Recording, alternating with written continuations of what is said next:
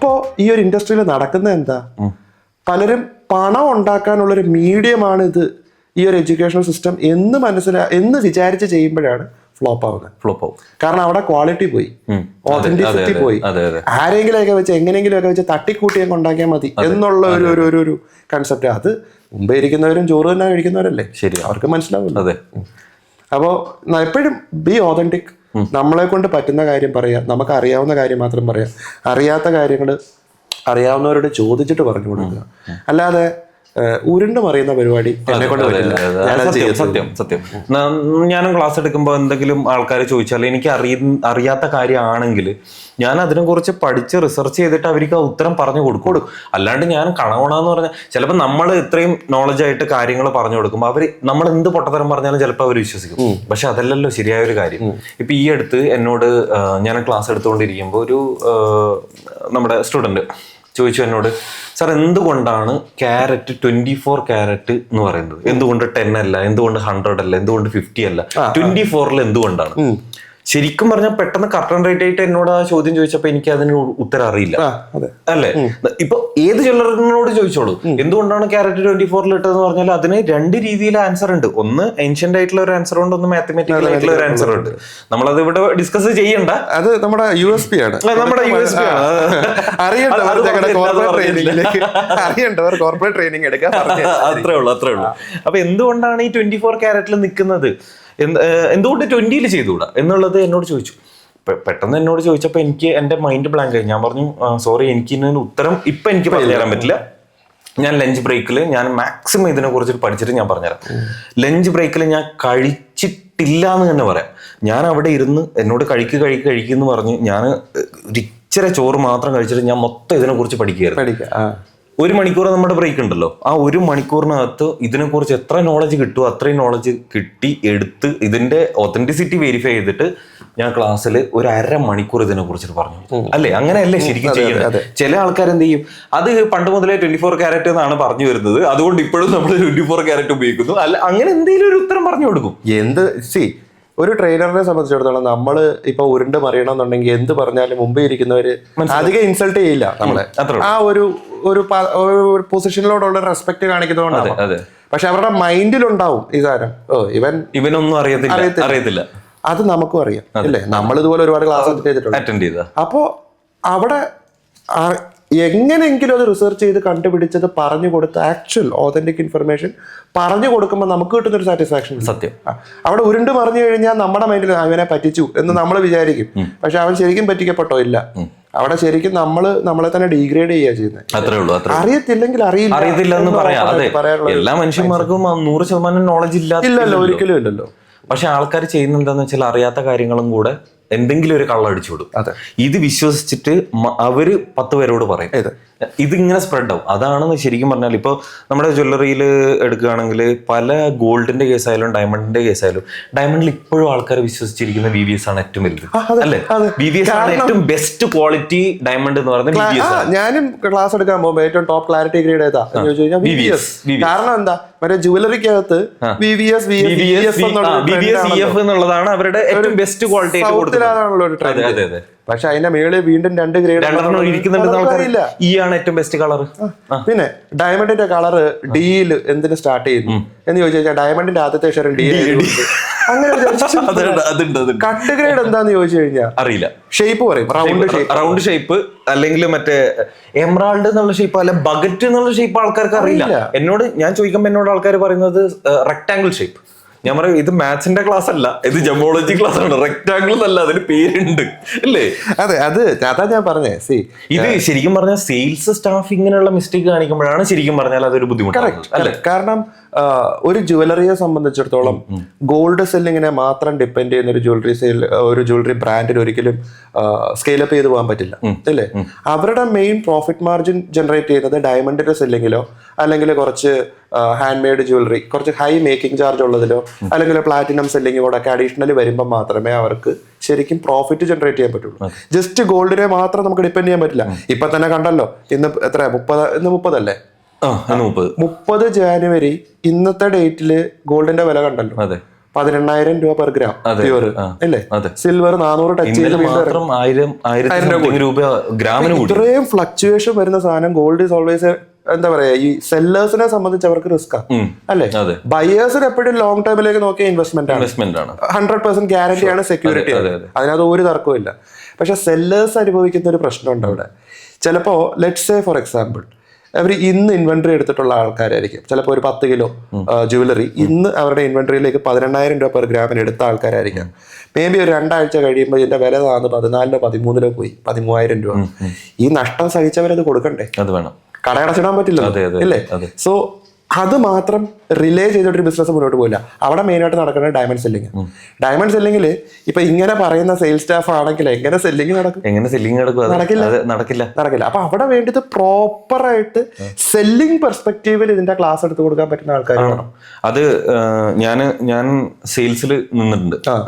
അപ്പൊ ഞാൻ സെയിൽസിൽ നിൽക്കുന്ന സമയത്ത് ഞാൻ കണ്ടിട്ടുള്ളതെന്ന് പറഞ്ഞാൽ എനിക്കിപ്പോ 12 വർഷത്തെ എക്സ്പീരിയൻസ് ഉണ്ട്. അപ്പൊ ഈ 12 വർഷത്തെ എക്സ്പീരിയൻസ്, അതും ജെമോളജി എക്സ്പീരിയൻസും ഉണ്ട്, പ്രൊഡക്ഷനിൽ ഞാൻ വർക്ക് ചെയ്തിട്ടുണ്ട്, പിന്നെ ഡിസൈനിങ്ങും ഞാൻ ചെയ്തിട്ടുണ്ട്. അങ്ങനെ ഏകദേശം ജ്വല്ലറിന്റെ എല്ലാ മേഖലയും ടച്ച് ചെയ്തിട്ടുണ്ട്.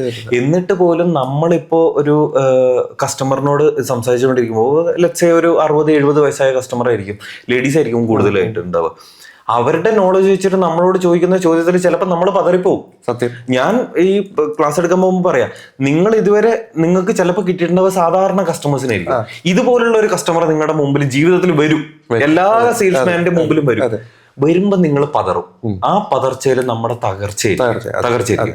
അതില്ലാതാക്കാൻ എനിക്ക് അന്ന് ട്രെയിനിങ് കിട്ടിയിട്ടില്ല.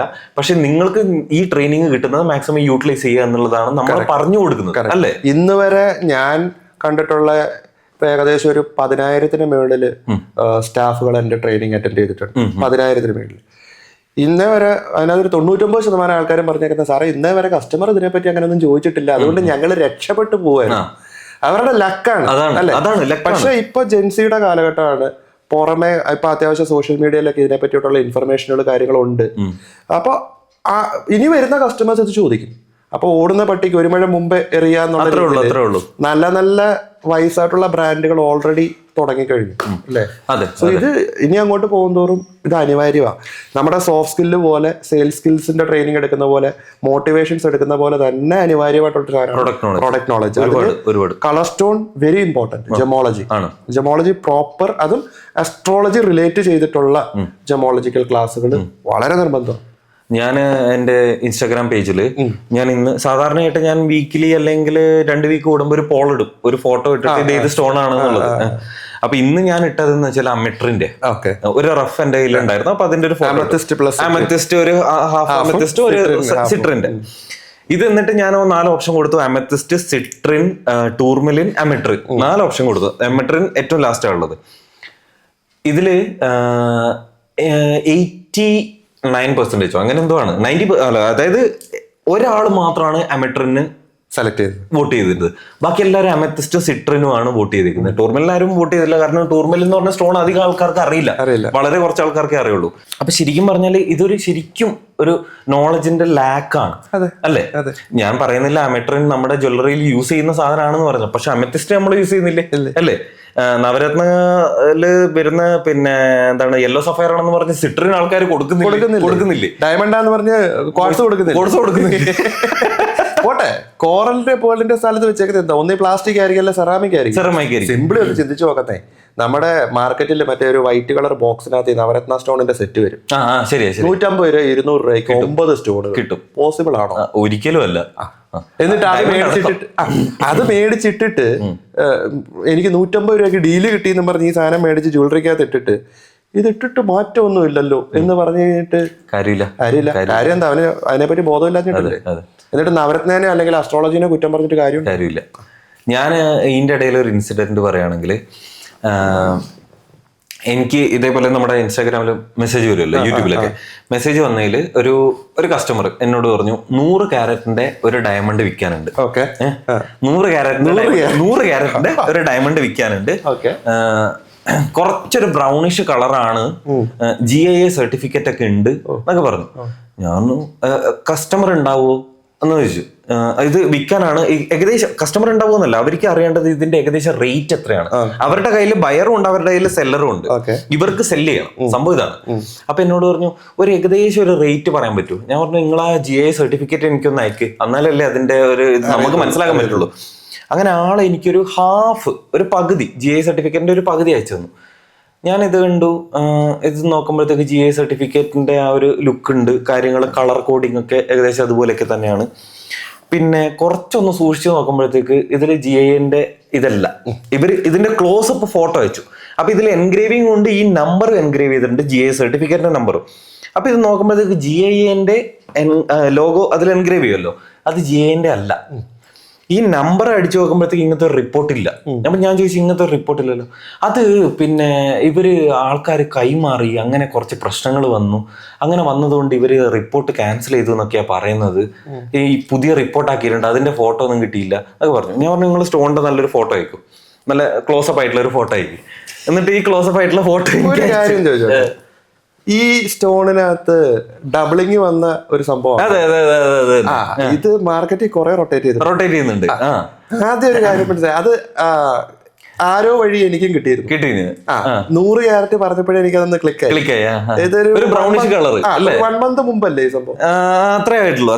ഇതിപ്പോ ജനുവരി അല്ലേ, ഏകദേശം ഡിസംബർ എൻഡ് ആ ഒരു സമയത്ത്. ഇത് റൊട്ടേറ്റ് ചെയ്ത് എന്റെയിലും വന്ന വാട്സപ്പ് ഞാൻ എടുത്ത് നോക്കുമ്പോ ആ ഇൻസ്ക്രിപ്ഷൻ ഡബിളിങ് കാണുന്നുണ്ട്, എഡ്ജസ് ഡബിളിങ് കാണുന്നുണ്ട്, സിംപ്ലി മോയ്സ്ചറൈസർ അല്ലേ. ഞാൻ എന്നിട്ട് ആളോട് പറഞ്ഞു ഇത് ഡയമണ്ട് അല്ല എന്ന് പറഞ്ഞു. അപ്പൊ ആള് പറഞ്ഞു അല്ലല്ല ഇത് ഡയമണ്ടാ. ഞാൻ പറഞ്ഞു ഇത് ഡയമണ്ട് അല്ല സുഹൃത്തെ, ഇത് ഡയമണ്ട് ആവാൻ വഴിയില്ല, അത് നടക്കൂല. ഒന്ന് അത് അങ്ങനെ പറഞ്ഞാൽ പറ്റൂല, ഇത് ഡയമണ്ട് ആണ്, ഇത് ഭയങ്കര പ്രസ്റ്റീജിയസ് ആയിട്ടുള്ള ഒരു ക്ലയന്റിന്റെ അടുത്ത് നിന്നാണ്, ഇവർക്ക് പിന്നെ അവിടെ പുറത്ത് ഇതുണ്ട് അതുണ്ട് എന്നൊക്കെ പറഞ്ഞ് ഭയങ്കര ഇത്. ഞാൻ പറഞ്ഞു ഞാൻ നിങ്ങൾക്ക് എഴുതി ഒപ്പിട്ട് തരാം, ഇത് ഡയമണ്ട് അല്ല. നിങ്ങൾ വിൽക്കാൻ നിൽക്കണ്ട, നിങ്ങളുടെ ഇടനിലക്കാരനാണ്, പറ്റിക്കപ്പെട്ടാലും നിങ്ങളായിരിക്കും ഫസ്റ്റ് പെടുന്നത്. ഞാനൊരു സ്നേഹം കൊണ്ട് പറഞ്ഞതാണ് നല്ലത്. എന്നാ നിങ്ങൾ ഇങ്ങോട്ട് വന്നിട്ട് ചെക്ക് ചെയ്യോ കാര്യങ്ങളൊക്കെ ചോദിച്ചു. ഞാൻ പറഞ്ഞു കുറച്ച് ബിസി ഷെഡ്യൂളാണ്, എനിക്ക് അങ്ങനെ വന്ന് ചെക്ക് ചെയ്യാൻ പറ്റില്ല. എന്നിട്ട് ഒരു ദിവസം എനിക്ക് അതിന്റെ ഇടയിൽ ഒരു ഗ്യാപ്പ് ഉണ്ടായിരുന്നു. അറിയാലോ നമുക്ക് ഈ ജനുവരി ടു മെയ് ഏപ്രിൽ ആണ് കുറച്ച് ടൈം. അപ്പൊ പറഞ്ഞു ഒരു ദിവസം കൊടുത്തു, ഓക്കെ എന്നൊക്കെ പറഞ്ഞു. പിന്നെ ആളുടെ ഒരു കോണ്ടാക്റ്റും ഇല്ല. എന്ത് സംഭവിച്ചു എന്ന് എനിക്കറിയില്ല. ഞാൻ ഒരു വട്ടം മെസ്സേജ് അയച്ചു, അതിന് റിപ്ലൈ ഇല്ല. പിന്നെ നമ്മുടെ കേസ് അല്ലല്ലോ, സിമ്പിള് സംഭവം അല്ലേ. 100 ക്യാരറ്റ് GI സർട്ടിഫൈഡ് ഒരു സാധനം വാട്സപ്പ് വഴി ഇങ്ങനെ അയക്കേണ്ട ആവശ്യമുണ്ടോ? ആവശ്യമില്ലല്ലോ. നേരെ ഒരു ഓപ്ഷൻ ഹൗസിൽ പോയാൽ പോരെ. എന്നോട് തുടങ്ങിയത് ഇങ്ങനെ കേട്ടോ, എന്നോട് തുടങ്ങിയതാ നമുക്ക് പ്രൈവറ്റ് ഓപ്ഷൻ വെക്കുന്നതിൽ എന്തെങ്കിലും കുഴപ്പമുണ്ടോ. അപ്പൊ ഞാൻ പറഞ്ഞു പ്രൈവറ്റ് ഓപ്ഷൻ ആയിട്ട് ഇന്ത്യയിൽ അങ്ങനെ ഒരു പരിപാടി ഇല്ല. അത് നിങ്ങളുടെ തന്നെ സ്വന്തം സാധനമാണെങ്കിൽ നിങ്ങൾക്ക് വേണമെങ്കിൽ വേറൊരാൾക്ക് കൊടുക്കാം, അതിൽ തെറ്റില്ല.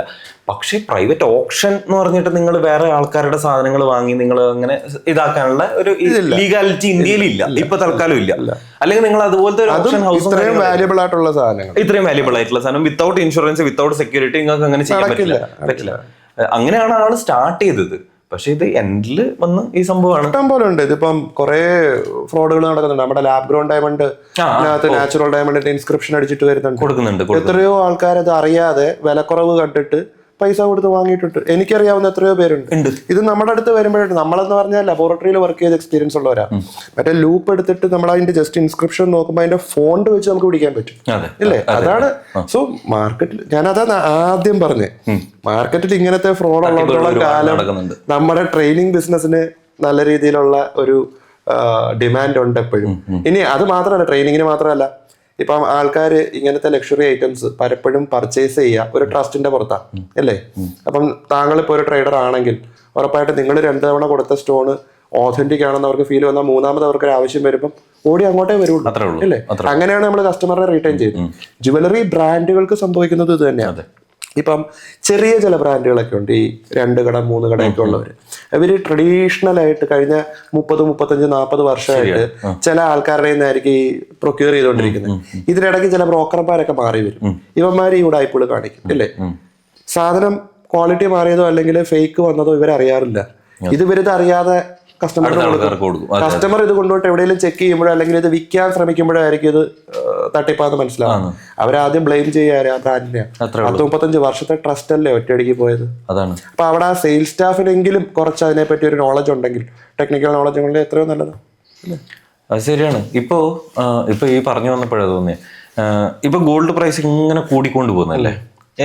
എന്താണ് ഇപ്പൊ ജെറിന് ഇപ്പൊ 10-14 വർഷമായി അല്ലെ, ജം സ്റ്റോൺ ഇൻഡസ്ട്രിയിലാണെന്നാലും ജ്വല്ലറി ഇൻഡസ്ട്രി ആയിട്ട് നല്ല ഇത് ടൈപ്പ് ആയിട്ടുള്ള ഒരു ഇൻഡസ്ട്രി ആണല്ലോ നമ്മുടെ.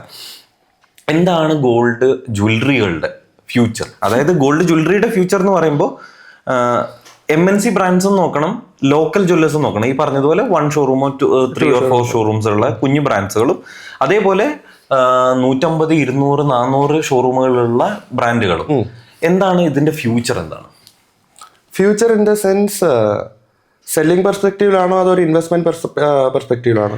ഈ ജ്വല്ലറികളുടെ ഫ്യൂച്ചർ, അതായത് ബ്രാൻഡുകളുടെ ഫ്യൂച്ചർ നല്ല ഫ്യൂച്ചറാണ്. കാരണം ഇപ്പം പണ്ടൊക്കെ നമ്മുടെ സാധാരണപ്പെട്ട ആൾക്കാരുടെ ഇപ്പം നമ്മുടെ ടോട്ടൽ ബൈയിങ് കപ്പാസിറ്റി ഉള്ള കസ്റ്റമേഴ്സിനെ നോക്കിക്കഴിഞ്ഞാൽ സൗത്ത് ഇന്ത്യയിൽ ഏറ്റവും കൂടുതൽ കസ്റ്റമേഴ്സ് ജ്വല്ലറി വാങ്ങുന്നത് ഒരു സേവിങ് ആയിട്ടല്ല, ഒരു ഇൻവെസ്റ്റ്മെന്റ് ആയിട്ടാണ് അല്ലേ. അപ്പൊ പണ്ടത്തേക്ക് ആൾക്കാർക്ക് ഒരു ചിന്ത ഉണ്ടായിരുന്നത് എന്താ വെച്ച് കഴിഞ്ഞാൽ ഈ വലിയ ഷോറൂമുകളിൽ കയറിയ വില കൂടുതലായിരിക്കും എന്നൊരു ഇതുണ്ട്, ചെറിയ കടകളിൽ കയറിയ വില കുറവായിരിക്കും, അങ്ങനെയൊക്കെ കൺസെപ്റ്റ് ഉണ്ടായിരുന്നു. പക്ഷെ സത്യാവസ്ഥ അതല്ല അല്ലേ. വലിയ കടകളിൽ അവർക്ക് കളക്ഷൻസ് കൂടുതലുണ്ട്, പിന്നെ കളക്ഷൻസ് കൂടുതലുണ്ട് മാത്രമല്ല സാധാരണ കടകളിൽ കൊടുക്കുന്ന അതേ റേഞ്ചിൽ തന്നെ അവിടെയും പോകുന്നത്. സോ ഇനി അങ്ങോട്ട് ഇതിന്റെ ഒരു ഡിസ്പ്ലേ അല്ലെങ്കിൽ പ്രസന്റ് ചെയ്യുന്ന ഒരു രീതി മാറണം. ഇപ്പം ഒരു സിമ്പിൾ ഒരു ഉദാഹരണം പറയാം. അതായത് നമ്മുടെ ഗോൾഡ് പ്യൂരിറ്റി ടെസ്റ്റ് ചെയ്യുന്ന മെഷീൻ ഇല്ലേ, ഒരു 15-20 വർഷം മുമ്പ് എല്ലാ കടകളിലും ഒന്നും ഈ സാധനം ഇല്ല. അന്ന് വെച്ചോണ്ടിരുന്നവർ ഭയങ്കര ലക്ഷറിയാന്ന് പറഞ്ഞ ആൾക്കാർ കളിയാക്കിയൊരു ഇന്ന് മറ്റേ ഒരു സ്റ്റെയർ കേസിന്റെ അടിയിൽ ഒരു ചെറിയ തട്ടുകട തുറന്നുകൊണ്ടിരിക്കുന്ന ആളുടെ വരെ ഗോൾഡ് പ്യൂരിറ്റി ടെസ്റ്റിംഗ് മെഷീൻ ഉണ്ട്, മാൻഡേറ്ററി ആയി ഇല്ലേ. ഇതേപോലെ തന്നെയായി ഇപ്പൊ ചില ബ്രാൻഡുകൾ നമ്മുടെ ഡയമണ്ട് സ്കാൻ ചെയ്യുന്ന മെഷീൻസ്, UV മെഷീൻസ് വെച്ച് തുടങ്ങി, പലയിടത്തും ഇല്ല. നാളെ ഒരു കാലത്ത് ഇവർ ഇതും വെക്കേണ്ടി വരും അല്ലേ. സോ അഡ്വാൻസ്ഡ് ടെക്നോളജി വരുമ്പം അത് കംപ്ലീറ്റ്ലി ഇംപ്ലിമെന്റ് ചെയ്യാൻ ശ്രമിക്കുക. 1. 2, സിസ്റ്റംസ് ആൻഡ് സോഫ്റ്റ്വെയർസ് എപ്പോഴും അപ്ഗ്രേഡ് ചെയ്തുകൊണ്ടേയിരിക്കുക, മാർക്കറ്റിംഗ് സ്ട്രാറ്റജീസ് അപ്ഗ്രേഡ് ചെയ്തുകൊണ്ടേയിരിക്കുക. സോ നാട് ഓടുന്നതിനനുസരിച്ച് ഓടാൻ ഒരു ബ്രാൻഡ് തയ്യാറാണെങ്കിൽ obviously they have a great potential. പിന്നെ ഗോൾഡിന്റെ റേറ്റ് എത്ര കയറിയാലും സിൽവറിന്റെ റേറ്റ് എത്ര കയറിയാലും as an investment it's always there. വാങ്ങേണ്ടവർ വാങ്ങിയേ പറ്റൂ. ഇനി എത്ര വില കൂടിയെന്ന് പറഞ്ഞാലും ശരി, ഗോൾഡ് ഇല്ലാത്തൊരു കല്യാണം കൊണ്ട് നടക്കുന്നുണ്ടോ? നമ്മുടെ ജോയി സാറൊക്കെ പറയുന്നത് ഏത് റിലീജിയൻ എടുത്തോ ഗോൾഡ് ഇല്ലാതൊരു കല്യാണം നമുക്ക് ചിന്തിക്കാൻ പറ്റുന്ന കാര്യം. മാതൃകയാക്കാൻ വേണ്ടി ചില ആൾക്കാർ ചെയ്യുന്നുണ്ട് എന്നല്ലാണ്ട്, പക്ഷെ അതൊരു എന്താണ് കോമൺ ആയിട്ട് നടക്കുന്നില്ലല്ലോ. ഇല്ല. സോ ഇത് ഓൾവേസ് ആൻ ഇൻവെസ്റ്റ്മെന്റ് ആണ്. അതുകൊണ്ട് തന്നെ മാത്രമല്ല ഗോൾഡ് എന്ന് പറയുന്നത് ഒരു സോളിഡ് അസറ്റ് ആണ് അല്ലേ, നമ്മുടെ ഗവൺമെന്റ് ബാക്കപ്പ് ഉള്ള ഒരു സാധനം. സോ എന്തായാലും എന്റെ ബയേഴ്സ് എന്നും ഉണ്ടാവും, കസ്റ്റമേഴ്സ് എന്നും ഉണ്ടാവും. അടുത്ത ഒരു 50 വർഷം 100 വർഷത്തേക്ക് എന്തായാലും ഇതുണ്ടാവും. സോ ബ്രാൻഡുകളോട് എനിക്ക് പറയാനുള്ളത് അപ്ഗ്രേഡ് യുവർ സെൽഫ്. ആ ഒരു എന്താ പറയാ സൊസൈറ്റിയുടെ ഒരു റിക്വയർമെന്റിനനുസരിച്ച് പോകാൻ നിങ്ങൾ തയ്യാറാണെങ്കിൽ ഒബ്വിയസ്ലി ആ ഒരു ബ്രാൻഡ് മുന്നോട്ട് പോകും. അതല്ല വന്നോളും വാങ്ങിക്കോളും ഞാൻ കൊടുക്കുന്നത് വാങ്ങാനായിട്ട് ആൾക്കാരുണ്ട് എന്ന് ചിന്തിക്കുന്ന ചില ആൾക്കാരുണ്ട്. എനിക്ക് നെയിമും ഫെയിമും ഉണ്ട്, കഴിഞ്ഞ 45 വർഷത്തെ പാരമ്പര്യം ഉണ്ടെന്നൊക്കെ പറഞ്ഞിരിക്കുന്ന ആൾക്കാരുണ്ട്. പൊളിയും അങ്ങനെയുള്ളവർ പോവും. അപ്ഗ്രേഡ് ചെയ്തുകൊണ്ട് വരുന്ന ആൾക്കാർ പിന്നെയും സർവൈവ് ചെയ്യും. ഇപ്പോ വളരെ സിമ്പിൾ ആണ് വിഷ്ണു. ഇപ്പോ അടുത്തടുത്തൊരു 4 കടകൾ ഇരിക്കുന്നു. ഈ 4 കടകളും വിൽക്കുന്നത് ഒരേ സാധനം. നമ്മളെങ്ങോട്ടായിരിക്കും കയറുക? നമ്മളെ കൂടുതൽ കൺവിൻസ് ചെയ്യുന്ന, നമുക്ക് ട്രസ്റ്റ് ജനറേറ്റ് ചെയ്യുന്ന, നമ്മളെ അത്രയും കൺവിൻസ് ചെയ്യാൻ ശ്രമിക്കുന്ന, ഓതന്റിക് ആണെന്ന് തോന്നുന്ന ഒരു സെയിൽസ് സ്റ്റാഫ് ഉള്ള കടയിലേക്കല്ലേ നമ്മൾ കയറുള്ളൂ. പക്ഷെ ഞാനൊരു കാര്യം ചോദിക്കട്ടെ, ഇതിൽ മേക്കിംഗ് ചാർജ് ഒരു വലിയ ഒരു ഘടകമല്ലേ അല്ലേ? ഇപ്പൊ മേക്കിംഗ് ചാർജ് കമ്പനി എയിൽ മേക്കിംഗ് ചാർജ് 5% ആണ്, കമ്പനി ബിയിൽ മേക്കിംഗ് ചാർജ് 2% ആണെന്ന് വിചാരിക്കാം. ഫോർ എക്സാമ്പിൾ, നമ്മള് അവിടുത്തെ സെയിൽസ് സ്റ്റാഫ് എങ്ങനെയാണ് അല്ല എന്നുള്ളത്, എനിക്കിപ്പോ സാധാരണ ഒരു മാല മതി, ഒരു സാധാരണ സിമ്പിൾ ചെയിൻ ആണ് വേണ്ടത്. സെയിൽസ് സ്റ്റാഫിനെ ചിലപ്പോൾ നമ്മൾ നോക്കാണ്ട് ചിലപ്പോൾ ഇതേപോലെ ഒരു മേക്കിംഗ് ചാർജിലോട്ട് നമ്മൾ പോകില്ലേ, മേക്കിംഗ് ചാർജ് നോക്കിയിട്ട് പോകും. അപ്പൊ അവിടെ ആ ഒരു 3% ഡിഫറൻസ് വന്നല്ലോ. അത് എന്തുകൊണ്ട് വന്നു എന്നുള്ളത് പറഞ്ഞു കൊടുക്കാൻ പലപ്പോഴും പറ്റുന്നില്ല സെയിൽസ് സ്റ്റാഫിന്. അവൻ അവിടെ പിരിവെട്ടി നിൽക്കും പലപ്പോഴും. ഇപ്പം പലപ്പോഴും കസ്റ്റമേഴ്സ് വന്നിട്ട് ബ്രാൻഡുകളെ തമ്മിൽ കമ്പയർ ചെയ്യും. അയ്യോ ഒരു അപ്പുറത്ത് 2% ഉള്ളല്ലോ, ഇവിടെ എന്തുകൊണ്ട് 5%? അത് ഞങ്ങളുടെ ക്വാളിറ്റി കൂട്ടും. എന്ത് ക്വാളിറ്റി? ഈ പറയുന്ന സെയിം സാധനമാണ്. അതും ഗോൾഡാണ്, ഇതും ഗോൾഡാണ്. അതും 916 ആണ്, ഇതും 916 ആണ്. അതിനകത്ത് BIS ഉണ്ട്, ഇവിടെയും അതുണ്ട്. അവിടെ HYD ഉണ്ട്, ഇവിടെയും അതുണ്ട്. പിന്നെ എന്ത് വ്യത്യാസം? അപ്പൊ എന്തെങ്കിലും ഒരു പോയിന്റ് പറയാൻ പറ്റണ്ടേ? ഇതാണ് ലാക്ക് ചെയ്യുന്ന സംഭവം. അതെ, ഇതാണ് ആക്ച്വലി നമ്മൾ പഠിപ്പിച്ചു കൊടുക്കുന്നത്, പറഞ്ഞു കൊടുക്കുന്നത് അല്ലേ? അത് ഞങ്ങൾ ഈ വീഡിയോയിൽ പറഞ്ഞു തരില്ല. അത് പ്രീമിയം, അത് പൈസ കൊടുത്ത് പഠിക്കണം. കാരണം ഇത് ഇപ്പൊ സാധാരണ ചില ആൾക്കാർ ചോദിക്കാറില്ലേ, സെയിൽസ് സ്റ്റാഫ് കള്ളം പറയാൻ പാടുണ്ടോ? അപ്പം കള്ളം പറയാൻ പാടുണ്ടോ എന്ന് ചോദിച്ചു കഴിഞ്ഞാൽ പാടില്ല. പാടുണ്ട്, മീൻസ് കള്ളം പറയാം. പക്ഷെ കള്ളം പറയലുകൊണ്ട് ഉദ്ദേശിക്കുന്നത് കസ്റ്റമറിനെ ചതിക്കുക എന്നല്ല. ചില കാര്യങ്ങൾ പറയാതിരിക്കാം, ചില കാര്യങ്ങൾ പൊലിപ്പിച്ച് പറയാം, ചില റിയാലിറ്റീസ് കൂടെ പറയാം. റിയാലിറ്റീസ് പറയണമെങ്കിൽ അതിനെപ്പറ്റി വ്യക്തമായിട്ടുള്ള നോളജ് വേണം. ഇപ്പൊ ഉദാഹരണം പറയട്ടെ, നമ്മുടെ ടെമ്പിൾ ജ്വല്ലറി, നക്ഷി, നകാശ എന്നൊക്കെ പറയുന്ന സാധനങ്ങളാണല്ലോ ഈ വെഡിങ് കളക്ഷൻ. അതിനൊക്കെ പലയിടത്തും ഈ ഒരു 25% മുതൽ 40% വരെയൊക്കെ MC മേക്കിംഗ് ചാർജ് മേടിക്കുന്നുണ്ട്. എന്തുകൊണ്ട് ഈ 40% മേക്കിംഗ് ചാർജ് വരുന്നു എന്ന് പറയുമ്പോൾ പലപ്പോഴും സെയിൽസ് സ്റ്റാഫ് പറഞ്ഞു കൊടുക്കുന്നത് അത് ആന്റിക് ആണ്, ഹാൻഡ് മെയ്ഡ് ആണ്. രണ്ട് പോയിന്റേ ഉള്ളൂ. ആന്റിക് ആണ്, ഹാൻഡ് മെയ്ഡ് ആണ്. അപ്പൊ പറയും ഇതേ ഹാൻഡ് മെയ്ഡ്, ഇതേ സാധനം അപ്പുറത്ത് 15% കൊടുക്കുന്നുണ്ടല്ലോ. 40ഉം 15ഉം തമ്മിലുള്ള വ്യത്യാസം മനസ്സിലാക്കണം. 25% വ്യത്യാസമാണ്. ഇവന് പറയാനൊന്നുമില്ല. ഈ വരുന്ന കസ്റ്റമേഴ്സ് ചിലപ്പോൾ ഒരു ബ്രാൻഡ് നെയിം പറയും, ഇവൻ ചിലപ്പോൾ പച്ചയ്ക്ക് പറഞ്ഞോളെ അത് ഡ്യൂപ്ലിക്കേറ്റ് ആയിരിക്കും. പറയാൻ പാടില്ലാത്ത കാര്യമാണ് അല്ലേ? അപ്പൊ എന്തുകൊണ്ട് ഇത് വന്നു? ഇതിന്റെ പിന്നിൽ കുറെ കഥകളുണ്ട്.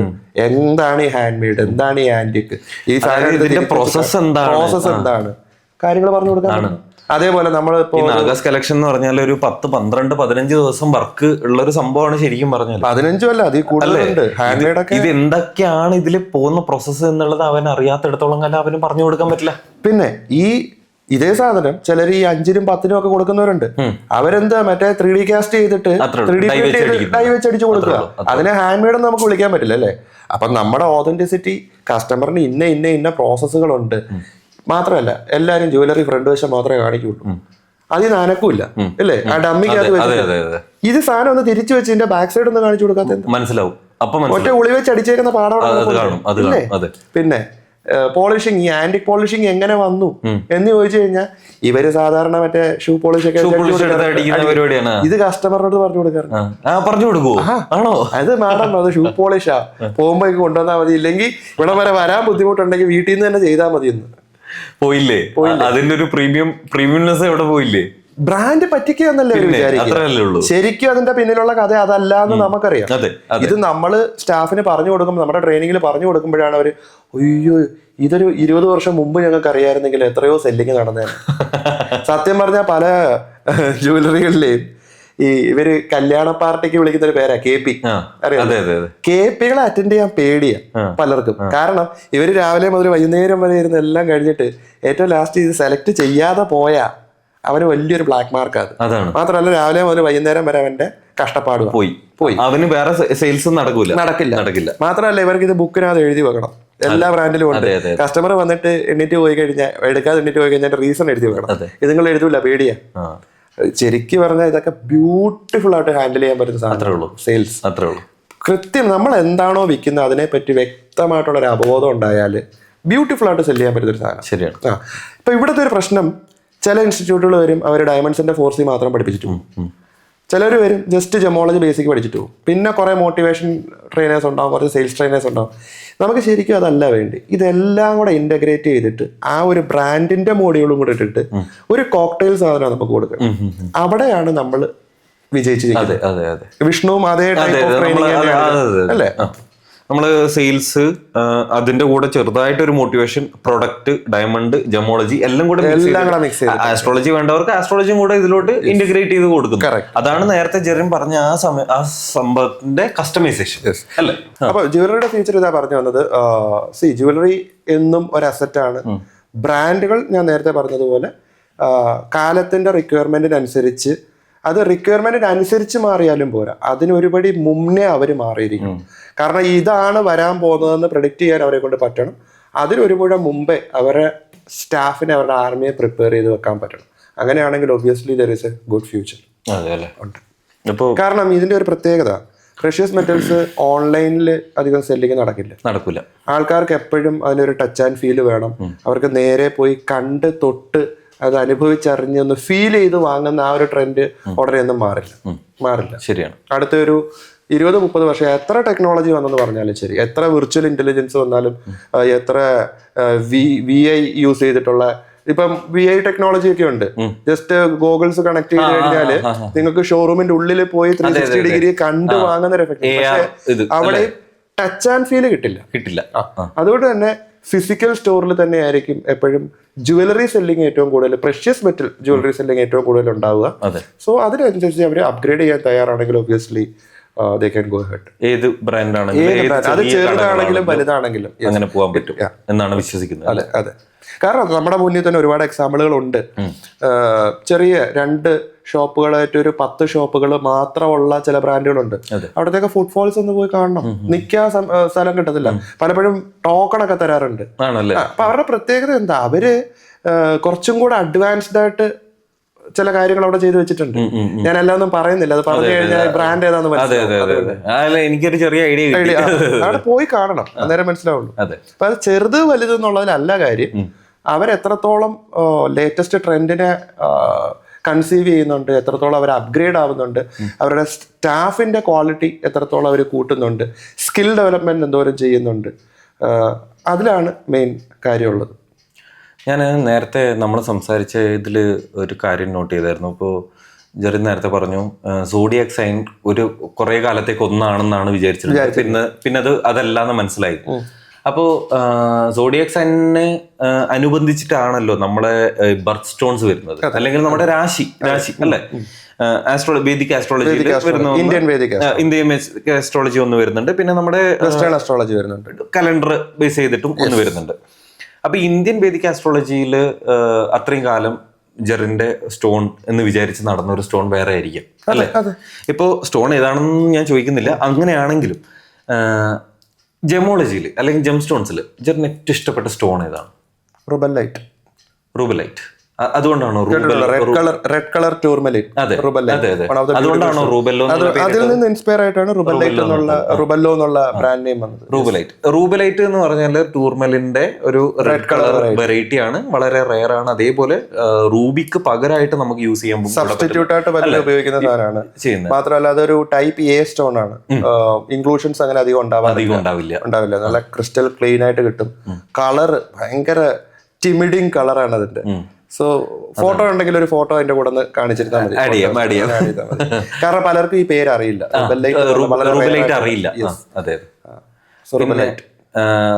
എന്റെ ഒരു ഫേവറേറ്റ് സ്റ്റോൺ ചോദിക്കുകയാണെങ്കിൽ ഒരുപാടുണ്ട് കേട്ടോ, ഒരുപാട് സ്റ്റോൺസ് ആണ്. ഈ ജെം സ്റ്റോണിലോട്ട് നമ്മൾ ഇറങ്ങിയാൽ പിന്നെ ഒരു കടലാണ് അല്ലേ. മിക്കവാറും വിഷ്ണുവിന്റെ ഫേവറേറ്റ് ബിഗ് ത്രീ. വേറെ ഗസ്റ്റ് അടിക്കാൻ പറ്റുമോ? പൈറേറ്റ് ആണോ? അല്ല. ഇപ്പൊ ഭയങ്കര ഹൈപ്പിൽ നിൽക്കുന്ന ഒരു സ്റ്റോണ്. ഓർഗാനിക് അല്ലല്ലോ. ഓർഗാനിക് അല്ല. ഇപ്പൊ ഹൈപ്പിൽ നിൽക്കുന്ന ഒരു സ്റ്റോൺ ആവുമ്പോൾ rare 10,000 times rare than diamond. ഇത് പറഞ്ഞാൽ കിട്ടും. അല്ല, ടാൻസനൈറ്റ് അല്ല, അത് 1000. Okay. Paraiba tourmaline. Neon blue. എന്റെ കയ്യിൽ നിയോൺ ഗ്രീൻ ഒരെണ്ണം ഇരിപ്പുണ്ട്. ബ്ലൂ കിട്ടാൻ ഒരുപാട്. അതും നമുക്കിപ്പോ കൊമേഴ്ഷ്യൽ ആയിട്ടുള്ള ക്വാളിറ്റിയിൽ കിട്ടുന്നുണ്ട്. പക്ഷെ ജെം ക്വാളിറ്റി അല്ലെങ്കിൽ ഒരു എന്താണ് ഐക്ലി എന്ന് പറയുന്ന സാധനം വരുമ്പോഴത്തേക്ക് നല്ല റേറ്റ് ആട്ടോ. എന്റെ കളറ് നിയോൺ. എന്തൊരു ഭംഗി. നമ്മൾ എന്തായാലും ആഡ് ചെയ്യാം. എനിക്ക് വളരെ ഇഷ്ടപ്പെട്ട ഒരു സ്റ്റോണും കൂടിയാണ്. ഈ അടുത്ത് നീത അംബാനിയുടെ ഒരു നെക്ലേസിൽ അത് വാങ്ങുന്നു പറഞ്ഞിട്ട് ഭയങ്കര അയ്യോ എന്തൊരു ഭംഗിയുള്ള സ്റ്റോണ്. അപ്പൊ അത് സ്റ്റോൺസ് ചോദിച്ചാൽ ഒരുപാടുണ്ട്. നമുക്ക് ഞാൻ എന്റെ ബ്രാൻഡ് നെയിം ഇട്ടതുകൊണ്ട് റുബലൈറ്റ് പറഞ്ഞത്. ജെമോളജിസ്റ്റുകളെ സംബന്ധിച്ച് അങ്ങനെ ഒരു ഫേവറേറ്റ് സ്റ്റോൺ ഇല്ല സത്യം പറഞ്ഞാല്. നമുക്ക് ഇന്ന് ഇപ്പൊ എന്താണ് റൂബലൈറ്റ് കണ്ടാൽ ഞാൻ പറയും ഓ വാവ് എന്ന് പറഞ്ഞിട്ട് ഞാനത് എടുത്ത് എന്റെ കീശയിൽ ഇടും ഇല്ലേ. നാളെ ഞാൻ പെരിഡോട്ട് ഒരു സാധാരണ സ്റ്റോണാ, എന്നാലും പെരിഡോട്ട് കണ്ടാൽ അത്രയും ഭംഗിയുള്ള ഒരു കളറ്. ബിഗ് ത്രീ എന്ന് പറയുമ്പോൾ ബിഗ് ത്രീ ഭംഗിയാണ് കേട്ടോ. ഭംഗിയില്ല അല്ലെങ്കിൽ ഫേവറേറ്റ് അല്ല എന്നല്ല. എനിക്ക് ബർമീസ് റൂബി ഇഷ്ടമാണ്, അതേപോലെ കശ്മീർ സഫയർ ഇഷ്ടമാണ്, കൊളംബിയൻ അത് ഒരുമാതിരിപ്പെട്ട എല്ലാവർക്കും ഇഷ്ടമാണ്. ജെം സ്റ്റോണിനെ കുറിച്ച് കൂടുതൽ അറിയുന്ന എല്ലാവർക്കും ഇഷ്ടപ്പെട്ട ഒരു കാര്യമാണ് ഇതൊക്കെ. അപ്പൊ നമുക്കൊരു റാപ്പിഡ് ഫയർ റൗണ്ട് ചെയ്താലോ? അതുകൊണ്ടോ? ഓക്കെ, എല്ലാം ഉണ്ട്. എന്താണ് ഇതിനകത്ത് വരുന്നത്? കുറച്ച് ചോദ്യങ്ങൾ ഞാൻ ചോദിക്കും, അതിന് പെട്ടെന്ന് മനസ്സിൽ തോന്നുന്നൊരു ഉത്തരം. ഓക്കെ. Without thinking. ഞാൻ തിരിച്ചും ചോദിക്കോ? ഓക്കെ, ആലോചിക്കാം. ഓക്കെ. Favourite movie Harikrishnans. കൊള്ളാം. അവിടെ ചന്ദ്രോത്സവം. എനിക്ക് അങ്ങനെ ഫേവറേറ്റ് ഒന്നുമില്ല, കുറെ ഫേവറേറ്റ് ഉണ്ട്. ചന്ദ്രോത്സവത്തിലെ ഈ ഫിലോസഫീസ് എനിക്ക് ഭയങ്കര ഇഷ്ടമാണ്. Favourite colour blue. പിന്നെ അവിടെയും അത് തന്നെ ആയിരിക്കും. ബ്ലൂ ആണ്. ഏകദേശം ആളുകളുടെ എല്ലാം ബ്ലൂ ആയിരിക്കും. പിന്നെ ബ്ലൂവിന്റെ ഒരു വകഭേദങ്ങളെല്ലാം നമ്മൾ ഡ്രസ് തന്നെ നോക്കിയാൽ മോസ്റ്റ്ലി ബ്ലൂ ഷെയ്ഡ്സ് ആണ്. എനിക്ക് ഫുള്ള് ഏകദേശം എല്ലാ ബ്ലൂ ഷെയ്ഡ്സിലുള്ള ഷർട്ടും ഉണ്ട്. എന്നിട്ടും ഞാൻ പോയി പിക്ക് ചെയ്തത് ബ്ലൂ ഷർട്ട് ആയിരിക്കും. ഫേവറേറ്റ് സ്റ്റോൺ നേരത്തെ പറഞ്ഞല്ലോ റുബലൈറ്റ്. അതിൽ മാറ്റമൊന്നുമില്ല. ഇല്ല. ഓക്കെ. അവിടെ എനിക്ക് കുറെ എണ്ണം ഉണ്ട്. പരേബട്ട് ഓർവലി. ഓക്കെ. അടുത്തത് എന്തെങ്കിലും ബ്രാൻഡിനൊരു ബ്രാൻഡ് അംബാസിഡർ വേണമെന്നുണ്ടെങ്കിൽ ആരായിരിക്കും? ഞാൻ എപ്പോഴും ടോപ്പിലേ പോളൂ. ഷാരൂഖ് ഖാനാണ്. കിട്ടാൻ പാടാ, പിന്നെ കിഡ്നി വെക്കേണ്ടി വരും. പക്ഷെ എന്തെങ്കിലും ഒരിക്കൽ ചെയ്യുന്നുണ്ടെങ്കിൽ 2 വിറ്റാ മതിയാവുമെന്ന് എനിക്ക് തോന്നുന്നില്ല. മതിയാവില്ല, നമ്മുടെ ടീമിന്റെയും കൂടെ എടുക്കേണ്ടി വരും. അങ്ങനെയാണെങ്കിൽ ഷാരൂഖ് ഖാൻ. പക്ഷെ ഇപ്പോഴത്തെ അവസ്ഥയിൽ ചോദിക്കുകയാണെങ്കിൽ ജെറി റൂബല്ലോ ആണ്. അവിടെ ഇവിടെ ഇപ്പൊ എന്റെ എല്ലാ ബ്രാൻഡ് അംബാസഡറും ഞാൻ തന്നെയാണ്. ഒരു സ്റ്റാർട്ടപ്പിൽ എപ്പോഴും അങ്ങനെയാണ്. പിന്നെ എന്താണ് നമ്മുടെ ലോഗോയിലും ഞാൻ തന്നെയാണ്. പിന്നെ എന്തെങ്കിലും കാശുകാരനായാല് നമ്മുടെ പണ്ടേ ഉള്ള ഹീറോ സച്ചിനെ വിട്ടിട്ട് പിന്നെ 90s കിട്ടുന്ന ഒരു കളിയില്ല. ഇങ്ങനെ ആര് വന്നാലും പോയാലും കളിയില്ല. Gold or silver? കോപ്പർ. അടുത്ത മാർക്കറ്റ് അതാണ്. അവിടെ ഞാൻ 3ലും ഒരേപോലെ കാലുവെക്കുന്നു. ഒരേപോലെ നേരത്തെ പറഞ്ഞത് ഡൈവേഴ്സിഫിക്കേഷൻ. അടുത്തത് ഒരു സെലിബ്രിറ്റി ക്ലൈന്റ്. അതായത് നമ്മുടെ ഇൻഡസ്ട്രി എന്ന് പറയുന്നത് ജ്വല്ലറി ഇൻഡസ്ട്രി ആണല്ലോ. ഇതിൽ ഏറ്റവും ബെസ്റ്റ് ആയിട്ട് സെലിബ്രിറ്റി ഒരു സ്റ്റാറ്റസിൽ അല്ലെങ്കിൽ ഒരു ഹൈ ലെവലായിട്ട് നമ്മൾ അച്ചീവ് ചെയ്യണമെന്ന് വിചാരിക്കുന്ന ഒരു ക്ലൈന്റ്. ഇപ്പോൾ ട്രെയിനിങ് പെർസ്പെക്റ്റീവിലാണെങ്കിൽ ഒരു ഇന്റർനാഷണൽ ക്ലയന്റ് പറയാനാണെങ്കിൽ LV അല്ലെങ്കിൽ റോളക്സ്, അതാണ് എൻ്റെ ഒരു മൈൻഡിലുള്ളത്. വിഷ്ണുവിനാണെങ്കിലോ? എനിക്കാണെങ്കിൽ കാർട്ടിയർ എനിക്കിഷ്ടം. പിന്നെ ഹാരി വിൻസ്റ്റൺ എനിക്ക് പണ്ട് മുതലേ ഭയങ്കര ഇഷ്ടമാണ്. അതൊരു വേറെ തന്നെ ഒരു ഒരുപാടുണ്ട് ഇന്റർനാഷണൽ. അതെ. അതിലിപ്പോ ടോപ്പ് നോച്ചിൽ നിൽക്കുന്ന ഒരു സാധനമാണല്ലോ LV. പിന്നെ എല്ലാത്തിന്റെ ഒരു ഹെഡിൽ നിൽക്കുന്നതാണ്. എനിക്ക് കുറച്ചും കൂടെ ഈ ജ്വല്ലറി ഫോക്കസ്ഡ് ആയിട്ടുള്ള ഇത്. പിന്നെ പർട്ടിക്കുലർ ആയിട്ട് പറയുകയാണെങ്കിൽ ടിഫനി. അതെ, ശരിയാണ്. ബ്യൂഷറോൺ എനിക്ക് ഇഷ്ടപ്പെട്ട ഒരു ബ്രാൻഡാണ്. അവര് ഭയങ്കരമായിട്ട് ക്രാഫ്റ്റ്മാൻഷിപ്പിൽ കോൺസെൻട്രേറ്റ്. പിന്നെ ഒരു സാധാരണ ചോദ്യം, ബെസ്റ്റ് അല്ലെങ്കിൽ ഏറ്റവും ക്രേവ് ചെയ്യുന്ന ഒരു holiday destination? Lakshadweep. Calm and quiet. ഒരു ഹസിൽ ആൻഡ് ബസിൽ നിന്നൊരു escape with beauty, nature, everything is there. വിഷ്ണുവിനാണെങ്കിലോ? എനിക്കാണെങ്കിൽ നോർവേ അല്ലെങ്കിൽ ഫിൻലാൻഡ്. എനിക്ക് തണുപ്പ് ഭയങ്കര ഇഷ്ടം. ഓക്കെ. അത് അവിടെ പോയ വെറുത്ത് പോവും. ഒരാഴ്ചക്ക് പോകുമ്പോ പ്രശ്നമില്ലല്ലോ, പറയാൻ എളുപ്പമാണ്. ആഗ്രഹിക്കുന്നത് നമ്മൾ വലിയ ആഗ്രഹങ്ങൾ വേണം, ഇല്ലേ? ഉറപ്പായിട്ടും. എപ്പോഴും ഞാൻ നമ്മുടെ സ്റ്റുഡൻസിനോടും പറയാനുള്ള ഒരു സംഭവം, നമ്മള് ഡ്രീം ചെയ്യാൻ പേടിക്കേണ്ട ഒരു കാര്യമില്ല. പലരും അവരുടെ വിചാരം, അയ്യോ അതിന് പൈസ വേണ്ടേ, അല്ലെങ്കിൽ പവർ വേണ്ടേ, ഇൻഫ്ലുവൻസ് വേണ്ടേ, ഒന്നും വേണ്ട. ഡ്രീം ചെയ്യുന്നതിന് GST ഒന്നും കൊടുക്കണ്ട. നമ്മള് പണ്ടത്തെ ആൾക്കാർ പറയുമല്ലോ, മറ്റേ മലയോളം ആഗ്രഹിച്ച കുന്നോളം കിട്ടും എന്ന്. ആഗ്രഹിച്ചോട്ട് വെറുതെ ആഗ്രഹിച്ച കുന്നിക്കുരുവോളം കിട്ടും. അത് വെറുതെ ആഗ്രഹിച്ചിട്ട് വീട്ടിൽ ഇരുന്നിട്ട് കാര്യമില്ല. Manifestation, power of manifestation, power of gratitude and law of attraction, everything have to work together. അപ്പൊ അവിടെ മലയോളം ആഗ്രഹിക്കുക, എവറസ്റ്റിന്റെ അത്രയും പണിയെടുക്കുക, കുന്നോളം എങ്കിലും കിട്ടും. അതാണ് അങ്ങനെയാണ്. പിന്നെ ഫേവറേറ്റ് ഫുഡ്? കപ്പ മീൻകറി. എന്തൊക്കെ വന്നെന്ന് പറഞ്ഞാലും കപ്പ മീൻകറി. അത് കഴിഞ്ഞിട്ട് വേറെ എന്തോ ഉള്ളു. അത് മത്തിക്കറി. അവിടെ ബിരിയാണി. ബിരിയാണി ഒരു സ്ഥലത്ത് പോയാൽ ബിരിയാണി കഴിക്കാണ്ട് നമ്മൾ വരുന്ന പരിപാടിയില്ല. മെനു മൊത്തം നോക്കിയാൽ അവസാനം ചേട്ടാ ഒരു ചിക്കൻ ബിരിയാണി അല്ലേ. അത് പിന്നെ നമ്മള് ഫാമിലി ആയിട്ട് എവിടെ പോയാലും അവരാണല്ലോ 15 മിനിറ്റ് എടുത്ത് ഫുള്ള് മെനു നോക്കും. ഏറ്റവും ലാസ്റ്റില് ചിക്കൻ ബിരിയാണിയും ലൈം ജ്യൂസും. അപ്പൊ നമ്മളെ റാപ്പിഡ് ഫയർ റൗണ്ട് ഇത്രയും മതി. ശരി, ഞാനൊരു ചോദ്യം ചോദിക്കട്ടെ. ഒരു ക്ലീഷേ ചോദ്യം. സാധാരണ ഈ റിക്രൂട്ട്മെന്റിന് മറ്റേ HR കാൻഡിഡേറ്റ്സിനോട് ചോദിക്കുന്നതാണ്, where are you seeing yourself in next 5 years? Me, you and your brand. ഇപ്പോ വിഷ്ണുവിന്റെ യൂട്യൂബ് ചാനല് വിഷ്ണുവിന്റെ ഒരു ബ്രാൻഡായിട്ട് ഞാൻ കണക്കാക്കുകയാണ്, jump stock with Vishnu. So where are you seeing you and your brand in next 5 years? ബ്രാൻഡിനെ കുറിച്ച് പറയുകയാണെങ്കിൽ ഫോളോവേഴ്സിന്റെ കാര്യത്തിലുണ്ട്, എന്റെ കണ്ടന്റിന്റെ ക്വാളിറ്റീസ്, അത് കണ്ടന്റ് കൊടുക്കുന്ന ക്വാളിറ്റി നമ്മൾ നന്നായിട്ട് കൊടുക്കുന്നുണ്ട്. പക്ഷെ ഓവറോൾ കുറച്ച് സ്റ്റുഡിയോ ക്വാളിറ്റി, എഡിറ്റിംഗ് ക്വാളിറ്റി, അങ്ങനെയുള്ള രീതിയിൽ നമ്മൾ സ്കില്ല് ഡെവലപ്പ് ചെയ്യുക. 5 years ഞാൻ കാണുന്നത് ഒരു 100K. 100K? You have to think for 5 million. 5 million ഞാൻ തിങ്ക് ചെയ്യണം. പക്ഷെ ഞാൻ എന്നെ, അതായത് ഒരു റിയാലിറ്റി കാണുന്നത് ഞാൻ 100K ആണ്. കാരണം നമ്മുടെ നീഷാണ്. മാത്രമല്ല മലയാളീസ് ആണ്, നമ്മുടെ മെയിൻ ലാംഗ്വേജ് മലയാളീസ് ആണ്. പക്ഷെ ഒരു കാര്യം ആലോചിക്കണം, ഇന്ത്യയിലെ ടോപ്പ് 10 നോക്കിക്കഴിഞ്ഞാൽ 2 മലയാളി ചാനലുകളാണ് ഉള്ളത്. അതാണ് അവരുടെ നീഷ് വേറെയാണ്, അവരുടെ ഇത് വേറെതാണ്. നമ്മുടെ ഇത് സംഭവം അതിന് വേണ്ട ആൾക്കാരുടെ എണ്ണം കുറവാണ്. ഇതാണ് ഞാൻ എൻ്റെ ബ്രാൻഡിനെ കാണുന്നത്. പിന്നെ എൻ്റെ കരിയറിന്റെ കാര്യം ചോദിക്കുകയാണെങ്കിൽ ശരിക്കും പറഞ്ഞാൽ ഇന്ത്യയിൽ ഇപ്പോൾ ഞാൻ ഒരുപാട് ബ്രാൻഡുകൾക്ക് കോർപ്പറേറ്റ് ട്രെയിനിങ് ചെയ്തിട്ടുണ്ട്.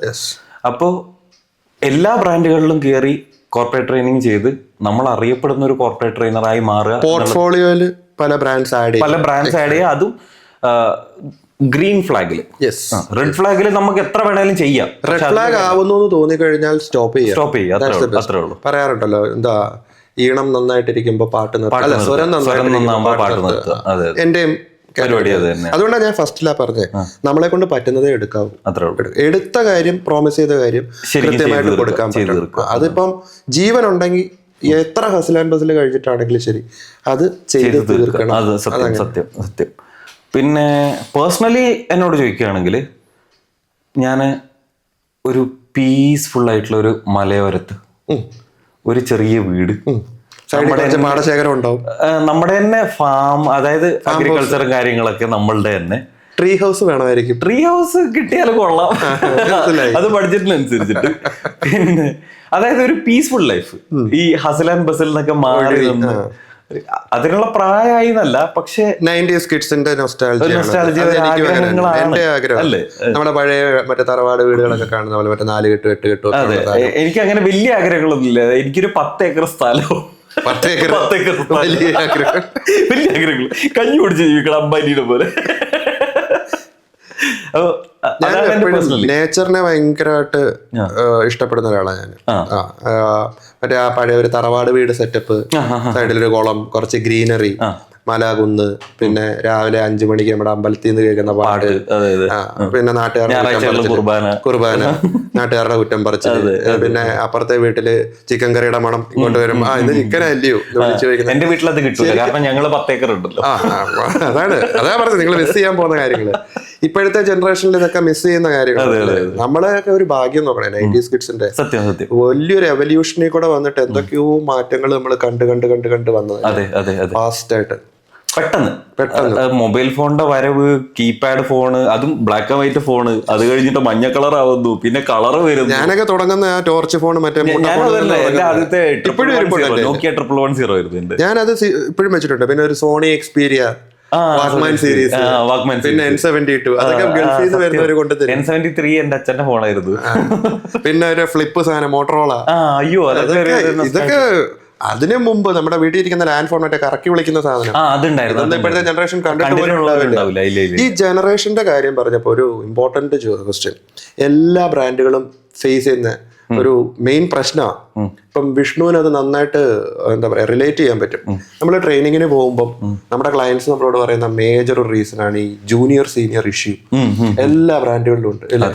അവിടെ ഇപ്പൊ 15-20 വർഷമായിട്ടൊക്കെ ജോലി ചെയ്ത് സീനിയർ ആയിട്ട് നിൽക്കുന്ന ഒരു സെറ്റ് ഓഫ് ടീം ഉണ്ടാവും. അതേപോലെ ജെൻസീസ് കുറച്ച് പേരുണ്ടാവും. ഇതുങ്ങൾ തമ്മിൽ പലപ്പോഴും ക്ലാഷാണ്. അപ്പം ജെൻസീസ് വിചാരിക്കുന്നത് എന്തുവാ, സീനിയേഴ്സിനെ മാത്രമേ മാനേജേഴ്സ് സപ്പോർട്ട് ചെയ്യുള്ളൂ അങ്ങനെയെന്ന് പറഞ്ഞാൽ അവര് സീനിയേഴ്സ് പറയും ജെൻസി ഭയങ്കര റൂഡാണ്, അവർക്ക് മൊബൈൽ ഇല്ലാതെ പറ്റൂല, അങ്ങനെയാണ് ഇങ്ങനെയാണ്. വിഷ്ണുവിന് ഇതിനെ പറ്റിയുള്ള ഒരു ഒപ്പീനിയൻ എന്താ? എനിക്ക് വ്യക്തമായിട്ടുള്ളൊരു ധാരണയുണ്ട്. വിഷ്ണുവിന്റെ ഒരു ധാരണ എന്താ? ഞാനിതില് ശ്രദ്ധിച്ചിടത്തോളം എന്ന് പറഞ്ഞാല് ഏറെക്കുറെയൊക്കെ ശരിയാണ്. ഓക്കെ, അതായത് ജെൻസിന്റെ ഫീഡ്ബാക്കിൽ എനിക്ക് മനസ്സിലായത് അവർക്ക് ഫോൺ ഒരു അവരുടെ ഒരു ഭാഗമാണത്, അല്ലെ? നെസസിറ്റി ആണ് അവർക്ക് നമ്മൾ എന്ന് പറഞ്ഞാൽ ഞാനിപ്പോൾ ഒരു ദിവസം രാവിലെ മുതൽ വൈകുന്നേരം വരെ ഫോൺ ഇല്ലാണ്ട് എനിക്ക് പ്രശ്നമൊന്നുമില്ല. ഞാൻ വർക്ക് ചെയ്യും, നമ്മുടെ വർക്കിലും ഞാൻ ഫോൺ ഉപയോഗിക്കാറൊന്നുമില്ല. പിന്നെ എമർജൻസി കോൾസ് വന്നാൽ നമുക്കത് അറിയും. എമർജൻസി കോൾ ആണെങ്കിൽ അങ്ങനെ, അല്ലെങ്കിൽ ഇപ്പോൾ ഷോറൂമിൽ തന്നെ വർക്ക് ചെയ്യുന്ന ഒരാളെ എടുത്തോ, ഞാനിപ്പോൾ ഒരു ഷോറൂമിൽ വർക്ക് ചെയ്യുന്ന ആളാണ്.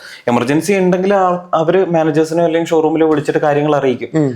നമുക്ക് ഒരു ദിവസം ഇല്ലെങ്കിൽ പ്രശ്നമില്ല. പക്ഷെ ജെൻസികൾ അങ്ങനെയല്ല, അവര് അക്കസ്റ്റം ആയിപ്പോയി ഈ ഫോൺ ഉപയോഗം, റീൽസ്, വെറുതെ ഇരിക്കുന്ന സമയം. കാരണം നമ്മളാണെങ്കിൽ നമ്മൾ വല്ലതും സംസാരിച്ചുകൊണ്ടിരിക്കും, അവരുടെ ആ ഒരു കോൺവെർസേഷൻ അതാണ്, ഒതുങ്ങിയിരിക്കുകയാണ്. അതൊന്നുണ്ട്. പിന്നെ ഈ സീനിയർ ജൂനിയർ പരിപാടി എന്ന് പറയുന്നത് ഒന്ന് ശരിക്കും പറഞ്ഞാൽ സീനിയേഴ്സ് എക്സ്പീരിയൻസ്ഡ് ആയിട്ടുള്ള ആൾക്കാരാണ്, അല്ലെ? എക്സ്പീരിയൻസിന്റെ മുകളിൽ ഇനി എന്ത് നോളജ് വെച്ചതെന്ന് പറഞ്ഞിട്ട് കാര്യമില്ല. ഇതാണ് നേരത്തെ ജെറിൻ പറഞ്ഞ സംഭവം. ആൾക്കാർ പഠിച്ചിട്ട് വരുന്നുണ്ട്, അല്ലെ? പക്ഷെ നോളജ് ഇല്ല. അപ്പോൾ പ്രായോഗിക ബുദ്ധി ഇല്ല. അത് അവർക്ക് എങ്ങനെയാണ് അത് പ്രാക്ടിക്കലായിട്ട് ചെയ്യേണ്ടതെന്ന് അറിയില്ല. അപ്പൊ ഈ ജെൻസികൾക്ക് ഞാൻ കണ്ടുവന്നിടത്തോളം, അതായത് നമ്മുടെ കമ്പനിയിൽ വർക്കിങ്ങിൽ ഉണ്ടായിരുന്ന ആൾക്കാരാണ്. പക്ഷെ ഉണ്ടായിരുന്ന ആൾക്കാർ ഏകദേശം നല്ല ആൾക്കാരായിരുന്നു കേട്ടോ. എല്ലാവരും, ഞാൻ ജെൻസികളെ എല്ലാവരെയും കുറ്റം പറയുന്നില്ല. പക്ഷെ കുറച്ച് ആൾക്കാർക്ക് ഉള്ളതെന്ന് പറഞ്ഞാൽ നമ്മൾ എന്തെങ്കിലും ഒരു മിസ്റ്റേക്ക് പറഞ്ഞു കൊടുക്കുകയാണെങ്കിൽ അവരത് നെഗറ്റീവ് ആയിട്ടുള്ള രീതിയിലാണ് ഇൻസൾട്ട് ഫീൽ ചെയ്തിട്ടാണ്, ഈഗോ ഹേർട്ട് ആവും. അപ്പൊ ഒരു ചെറിയൊരു നമ്മൾ മൈന്യൂട്ടായിട്ട് ഇവരോട് പറയുന്ന കാര്യങ്ങൾ പോലും അവരത് കംപ്ലീറ്റ്ലി വേറൊരു രീതിയിൽ എടുക്കുന്നുണ്ട്.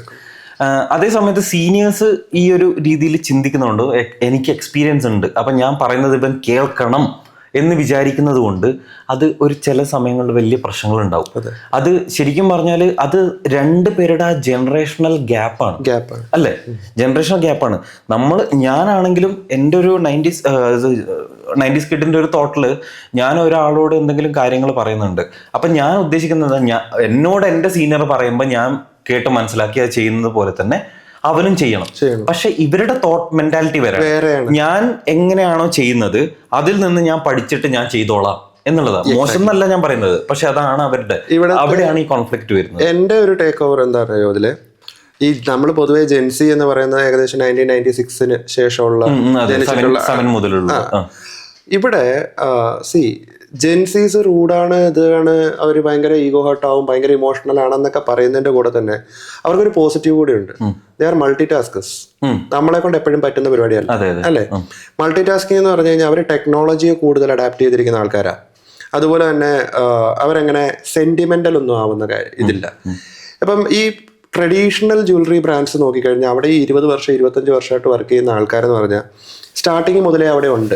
കുറച്ച് നാൾ കഴിയുമ്പോഴത്തേന് അവരെ ഈ ഒരു ജോബുമായിട്ട് അവരുടെ ലൈഫിനെ സെറ്റിൽ ചെയ്ത ആൾക്കാരാണ്, അല്ലെ? അതുകൊണ്ട് തന്നെ ഇതിനെ ഒരു ഓണർഷിപ്പ് മൈൻഡിലെടുക്കും. ഇപ്പം ഉദാഹരണം പറയാം, മിക്ക ജ്വല്ലറികളിലും വൈകിട്ട് 9 മണിക്ക് ചിലപ്പോൾ അടയ്ക്കുന്ന ഷോപ്പാണെങ്കിലും പിള്ളേർക്ക് 11-11:30 ആവാതെ വീട്ടിൽ പോകാൻ പറ്റില്ല. കാരണം ടാലി ചെയ്യണം, കൗണ്ട് നോക്കണം, ഇതെല്ലാം കഴിഞ്ഞിട്ട്. അപ്പൊ അവിടെ അവർക്ക് അവരുടെ സ്വന്തം, ഇത് എൻ്റെ സ്വന്തം കടയാണ്, എനിക്ക് ചോറ് കിട്ടുന്നൊരു ജോബാണെന്നുള്ള ഒരു സെന്റിമെന്റൽ ഫീലിംഗ് കൂടെ അവർക്ക് ഉള്ളത് കൊണ്ട് അവരതിൽ കോപ്പറേറ്റ് ചെയ്ത് പോകുന്നത്. ജെൻസി ചോദിക്കുന്നത് എന്താ, എനിക്ക് രാവിലെ 9 തൊട്ട് വൈകിട്ട് 9 വരെയുള്ള ശമ്പളം കിട്ടുന്നുള്ളൂ, ഞാൻ എന്തിനാ വൈകുന്നേരം വീട്ടിൽ നിൽക്കുന്നത്? ആ ഒരു ഓണർഷിപ്പ് മൈൻഡ് അവർക്ക് എടുക്കാൻ പറ്റുന്നില്ല. ആ ഒരു സെന്റിമെന്റൽ ഫീലിംഗ് അവർക്ക് വരുന്നത്, അവർക്ക് നേരെ പോ എന്നുള്ളൊരു സംഭവം. അപ്പോൾ ഈ ഒരു സംഭവം മറ്റേ സീനിയേഴ്സായിട്ട് ഇത് മാച്ചായി പോകുന്നില്ല. ആ ഒരു കൺസെപ്റ്റിൽ ഒരു കോൺഫ്ലിക്റ്റ് ഉണ്ട്. അതൊന്ന്. നമ്പർ 2, പലപ്പോഴും പ്രായോഗിക ബുദ്ധിയുടെ കാര്യം പറഞ്ഞപ്പോൾ സീനിയേഴ്സ് അത്രയും നാളത്തെ എക്സ്പീരിയൻസ് കാരണം അവർക്കറിയാം ഒരു സിറ്റുവേഷൻ വന്നു കഴിഞ്ഞാൽ ആരുടെ അഡ്വൈസോ ഉപദേശമോ അല്ലെങ്കിൽ ഒരു ഓർഡറോ മോണിറ്ററിങ്ങോ ഇല്ലാതെ തന്നെ സ്വയമേ ഒരു തീരുമാനം എടുത്ത് ചില കാര്യങ്ങൾ ചെയ്യാൻ അവർക്ക് പറ്റും. അവർ ചെയ്യും, അവർക്ക് അതിനൊരു ഹെസിറ്റേഷൻ ഇല്ല. പക്ഷേ ജെൻസിക്ക് അതില്ല. അവർക്ക് പ്രോപ്പറായിട്ട് ഓർഡർ കൊടുക്കണം, അല്ലെങ്കിൽ ഗൈഡൻസ് കൊടുക്കണം, നീ അങ്ങനെ ചെയ്യൂ, ഇങ്ങനെ ചെയ്യും. പല ബ്രാൻഡുകളിലും ഞാൻ കണ്ടിട്ടുള്ള എന്താണെന്ന് വെച്ച് കഴിഞ്ഞാൽ ഈ ഫ്രഷേഴ്സിനെ ഹയർ ചെയ്യുമ്പോൾ അവർക്ക് പ്രോപ്പറായിട്ടുള്ള ഇൻഡക്ഷൻ ക്ലാസ് കൊടുക്കാറില്ല. അതാണ് വിഷയം. What is your duties and responsibilities. ആ ഡ്യൂട്ടീസ് ആൻഡ് റെസ്പോൺസിബിലിറ്റീസ് കൃത്യമായിട്ട് പറയുന്നത് കൂടാതെ അതിന് പുറത്തുള്ള കാര്യങ്ങളോടൊന്ന് പറഞ്ഞു കൊടുക്കണം അല്ലേ. ഇങ്ങനെ ഒരു സിറ്റുവേഷൻ വന്നു കഴിഞ്ഞാൽ ഇങ്ങനെ വേണം ഹാൻഡിൽ ചെയ്യാൻ, അല്ലെങ്കിൽ ഇങ്ങനെ ഒരു വിഷയം വന്നു കഴിഞ്ഞാൽ ഇവിടെയാണ് നീ റിപ്പോർട്ട് ചെയ്യേണ്ടത്, അല്ലാതെ നേരെ അങ്ങ് ടോപ്പിലോട്ട് പോവല്ല, ഹൈറാർക്കി, ഇങ്ങനത്തെ കാര്യങ്ങളൊക്കെ ഒന്ന് പറഞ്ഞു കൊടുക്കണം. സോ പലപ്പോഴും അതില്ല. ആ ഒരു ഗ്യാപ്പ്, ഇൻഡക്ഷൻ ഗ്യാപ്പ് വരുന്നതാണ് ഒരു പ്രശ്നം. അപ്പം നമ്മുടെ കോർപ്പറേറ്റ് ട്രെയിനിങ്ങിനകത്ത് ഇങ്ങനൊരു ഗ്യാപ്പ് ഉണ്ടെങ്കിൽ നമുക്ക് ആദ്യത്തെ ഒരു 2-3 ബാച്ചിൽ തന്നെ നമുക്ക് മനസ്സിലാവും ഈ ഒരു സാധനം കൂടെ നമ്മുടെ മോഡ്യൂളിലോട്ട്. എന്നിട്ട് ഇത് പ്രൂവൻ റിസൾട്ട് ആണ് കേട്ടോ. പലയിടത്തും ടെർമിനേഷൻ അല്ലെങ്കിൽ റെസിഗ്നേഷന്റെ ഒരു കൗണ്ട് നോക്കിക്കഴിഞ്ഞാൽ ഏറ്റവും കൂടുതൽ ജെൻസീസാ പോകുന്നത്. കാരണം സീനിയേഴ്സ് ഓൾറെഡി സെറ്റിലായി, ഇനി അവരത് വിട്ടിട്ട് വീണ്ടും ഒരു റിസ്ക് എടുക്കാനായിട്ട് തയ്യാറില്ല. ജെൻസീസ് ആണ് പലപ്പോഴും വിട്ടിട്ട് പോകുന്നത്. പലപ്പോഴും ഇത് നടക്കുന്നത് ഈ ഒരു കമ്മ്യൂണിക്കേഷൻ ഗ്യാപ്പ് അല്ലെങ്കിൽ ഒരു ഗൈഡൻസ് ഗ്യാപ്പ്, ഒരു ഇൻഡക്ഷൻ ഗ്യാപ്പ് കൊണ്ട് മാത്രമാണ്. ഇവർ ഈ വിചാരിച്ചു വെച്ചിരിക്കുന്ന അല്ലെങ്കിൽ ഈ ചെറിയൊരു സാധനത്തിനെ ഊതിപ്പിരിപ്പിച്ച് ഇങ്ങനെ വലുതായിട്ട് കൊണ്ടു നടക്കുന്ന സംഭവം നമ്മൾ അതിന്റെ ഉള്ളിലേക്ക് കയറി ഒന്ന് ഇൻവെസ്റ്റിഗേറ്റ് ചെയ്യുമ്പോൾ ഒന്നുമില്ല, ജസ്റ്റ് ഒരു കമ്മ്യൂണിക്കേഷൻ ഗ്യാപ്പ് അല്ലെങ്കിൽ ഒരു ഈഗോ ക്ലാഷ്, അത്രേ ഉള്ളൂ. ഇത് നമ്മുടെ ട്രെയിനിങ്ങിലൂടെ പലപ്പോഴും ഇവരെ തമ്മിൽ ഇത് ചേർത്ത് പറ്റിയിട്ടുണ്ട്. എൻഡ് ഓഫ് ദ ഡേ ഒരു സത്യം മനസ്സിലാക്കുക, സീനിയേഴ്സിനെ വെച്ച് മാത്രം ഒരു കമ്പനി ഓടിക്കാൻ പറ്റില്ല. ഇവരെ വെച്ചിട്ട് ഫ്രഷേഴ്സിനെ വെച്ചും പറ്റില്ല, ജൂനിയേഴ്സിനെ വെച്ചും പറ്റില്ല. ഇനി സീനിയേഴ്സിന് ഇവരുടെ ലെവലിലേക്ക് വരാനും പറ്റില്ല, ഇവർക്ക് പഴയ ലെവലിലോട്ട് പോകാനും പറ്റില്ല. സോ രണ്ടും കൂടെ ബാലൻസ് ചെയ്ത് കൊണ്ടുപോകാൻ മ്യൂച്വലി ഒരു അണ്ടർസ്റ്റാൻഡിങ് വരിക, മ്യൂച്വലി ഹെൽപ്പ് ചെയ്യുക. ആറ്റിറ്റ്യൂഡിൽ ഒബ്വിയസ്ലി കുറച്ച് ചേഞ്ചസ് ജെൻസിക്ക് ഇപ്പോഴത്തെ വർക്ക് ഫോഴ്സ് എന്ന് പറയുന്നത് ജെൻസി ആണ്. അതെല്ലാരും മനസ്സിലാക്കേണ്ടത്, അഡാപ്റ്റ് ചെയ്യാന്നുള്ളത് അവരുടെ കാര്യമായിട്ട് കുറച്ചും കൂടെ ഒന്ന്. പലപ്പോഴും സീനിയേഴ്സിന് വരുന്ന പ്രശ്നം അവരുടെ ആ പഴയ ഒരു മെന്റാലിറ്റിയും പിന്നെ അവർക്ക് ഒരു റെസ്പെക്ട് കിട്ടണം. പ്ലേസില് ഇപ്പോഴും സാർ എന്നൊക്കെ വിളിക്കുന്ന ഒരു സംഭവം ബ്രിട്ടീഷ് കൾച്ചറാണ്. ഈവൻ എന്റെ കാര്യം തന്നെ പറയാം, ഞാൻ ക്ലാസ് തുടങ്ങുന്ന സമയത്ത് സാർ വിളിച്ച് തുടങ്ങുമ്പോൾ തന്നെ ഞാൻ പറയുന്ന ഒരു സംഭവം, എന്നെ സാറെന്നൊന്നും വിളിക്കണ്ട, ബ്രോ അല്ലെങ്കിൽ ചേട്ടാ, അങ്ങനെ ആ ഒരു ലെവലിലേക്ക്. കാരണം പലരും പറയാൻ അങ്ങനല്ല, ടീച്ചേഴ്സിന്റെ ഒരു ബഹുമാനം. ബഹുമാനം എന്ന് പറയുന്ന ഉള്ളിൽ വേണ്ടി അല്ലേ. ഇപ്പൊ എന്റെ 3 ദിവസത്തെ അല്ലെ 2 ദിവസത്തെ ക്ലാസ് കഴിഞ്ഞിട്ട് പിള്ളേര് പോകുമ്പോഴത്തേന് ചേട്ടായി എന്നാ വിട്ടേക്കുവാണേ, അല്ലെങ്കിൽ ബ്രോ എന്നാ കാണാം, അത് പറയുമ്പോഴാണ് നമുക്ക് സന്തോഷം. അതൊന്ന് കണക്ട് ആവും. സ്റ്റാർട്ടിങ്ങിൽ അവര് സാറേന്ന് വിളിച്ചാലും എൻഡിങ്ങിൽ അവര് ചേട്ടാന്ന് വിളിക്കും. അതാണ് ആ ഒരു കണക്ഷൻ ഉണ്ടാക്കിയെടുക്കാൻ പല ട്രെയിനേഴ്സിനെ കൊണ്ടും പറ്റില്ല. അവിടെയാണ് നമുക്കൊരു വിജയം. സോ റാപ്പിഡ് ഫയർ നമ്മൾ പിന്നെ ഞാൻ വേറൊരു കാര്യം ശ്രദ്ധിച്ചു, ജെൻസിനെ അടിയുറച്ച കുറ്റം പറയുന്ന ഒരു കാര്യമല്ല, ജെൻസി പെട്ടെന്ന് പൈസ ഉണ്ടാക്കണം എന്ന് ഒരു മെന്റാലിറ്റി ഉള്ള ആൾക്കാരാണ്. അത് തെറ്റാണ് എന്ന് ഞാൻ പറയുന്നില്ല, പക്ഷെ എന്നാലും അതല്ല അതിന്റെ ഒരു വഴി. അതായത് പ്രശ്നം എന്താണെന്നറിയോ, പെട്ടെന്ന് വഴി ഉണ്ടാക്കാൻ പറ്റിയ ചില സംഭവങ്ങളൊക്കെ ഉണ്ട്, ഓൺലൈൻ അല്ലെങ്കിൽ ടെക്നിക്കൽ അല്ലെങ്കിൽ ട്രേഡ് ഒക്കെ സംബന്ധിച്ച് ഉണ്ട്, അതില്ലാന്ന് ഞാൻ പറയുന്നത്. പക്ഷെ ഇവര് ഈ എക്സ്പീരിയൻസ്ഡ് ആയിട്ടുള്ള ആൾക്കാർ 10-20 വർഷം കഷ്ടപ്പെട്ട് ഒരു സോളിഡ് ബേസ് ഉണ്ടാക്കി എടുത്തിട്ട് അതിൽ നിന്ന് റവന്യൂ ജനറേറ്റ് ചെയ്യുന്ന കാണുമ്പോൾ ആ സാധനം ഇവർക്ക് പെട്ടെന്ന് വേണം, അവിടെയാണ് അപ്പോ അവർക്ക് എക്സ്പീരിയൻസ് ഗെയിൻ ചെയ്യാനുള്ള പേഷ്യൻസ് ഇല്ല. പക്ഷെ ആ എക്സ്പീരിയൻസ്ഡ് ആയിട്ടുള്ള ഒരാൾ ഉണ്ടാക്കുന്ന ജനറേറ്റ് ചെയ്യുന്ന സെയിം ഇൻകം അവർക്ക് ജനറേറ്റ് ചെയ്യണം എന്നുള്ളത്.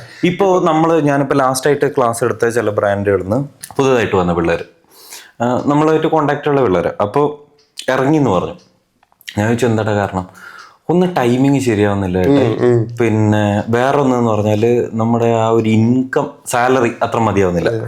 ഞാൻ പറഞ്ഞു എടാ ഒരു 2 വർഷം നീ ഇൻവെസ്റ്റ് ചെയ്യും, 2 വർഷം ഇൻവെസ്റ്റ്. ഞാൻ കഴിഞ്ഞ പ്രാവശ്യം ക്ലാസ് എടുക്കാൻ പോയപ്പോഴും ഞാൻ പറഞ്ഞൊരു കാര്യം എന്ന് പറഞ്ഞാൽ, ഞാൻ 12 വർഷമായിട്ട് ഞാൻ ജോലി ചെയ്ത് MBA വരെ പഠിച്ച് അതിന്റെ ഇടയിൽ ഞാൻ വർക്ക് ചെയ്തിട്ടാണ് ഞാൻ ഇന്ന് ഈ സ്ഥലത്ത് നിൽക്കുന്നത്. അല്ലാണ്ട് ഞാൻ പഠിച്ചിറങ്ങി നേരെ വന്നിട്ട് ഇവിടെ നിൽക്കുന്നതല്ല. നിങ്ങൾ അതൊന്ന് മനസ്സിലാക്കണം. അപ്പൊ ഇത്രയും വർഷത്തെ എഫേർട്ടും നോളജും കാരണമാണ് ഞാൻ ഇവിടെ എത്തുന്നത്. നിങ്ങൾക്ക് എവിടെയെങ്കിലും ഒരു പൊസിഷനിൽ എത്തണമെങ്കിൽ നിങ്ങളിൽ ഇൻവെസ്റ്റ് ചെയ്യും, സ്കില്ലിൽ ഇൻവെസ്റ്റ് ചെയ്യും, അല്ലെങ്കിൽ നോളജിൽ ഇൻവെസ്റ്റ് ചെയ്യും. അല്ലാണ്ട് നമുക്ക് ഇന്ന് ജോയിൻ ചെയ്തു നാളെ എനിക്ക് 1 ലക്ഷം രൂപ സാലറി കിട്ടണം എന്ന് ചോദിച്ചാൽ എവിടെയും കിട്ടൂല. നമുക്ക് തന്നെ ചിലപ്പോൾ ഇന്ന് 1 ലക്ഷം രൂപ സാലറി എന്ന് പറഞ്ഞാൽ കുറച്ച് ബുദ്ധിമുട്ടാണ്. അല്ലെങ്കിൽ പോട്ടെ 2 ലക്ഷം രൂപ സാലറി നമുക്ക് മന്ത്ലി കിട്ടണം എന്ന് പറഞ്ഞാൽ നമുക്ക് ബുദ്ധിമുട്ടായിരിക്കും അല്ലേ.